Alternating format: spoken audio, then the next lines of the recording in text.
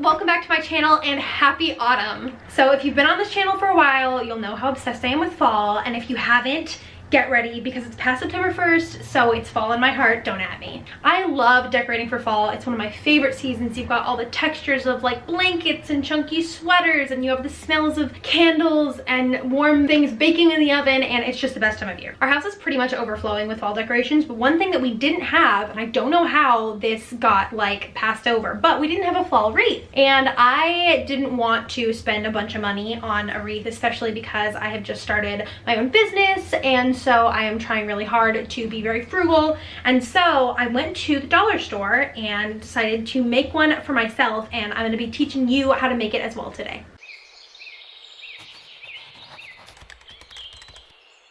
So for this DIY, you're going to need a willow wreath, a pair of wire cutters, hot glue, and any fake flowers of your choice. And if you want to make it a light up one, you can also get a string of LED lights, but make sure you get the ones that have a battery pack and not the ones that need to be plugged into the wall.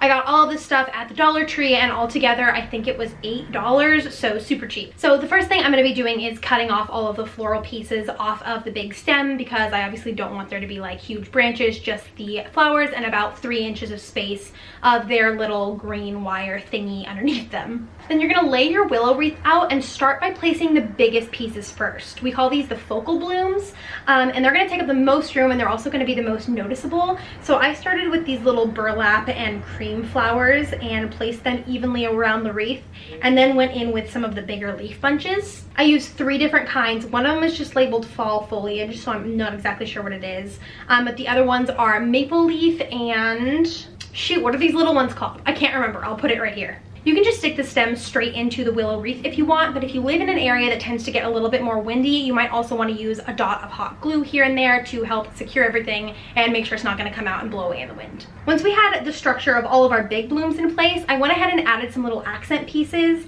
I added little berries, these tiny little sunflower, yellow flower looking things, and some of these little cattails, just to kind of give it some different texture and some depth. Making sure that I went around and hot glued everything that wasn't secure, I turned the wreath over and began to install the lights. So you're going to want to make sure that you put your batteries in before you glue this to your wreath, and make sure that you glue it with the battery panel facing up so that you can change it when the batteries die.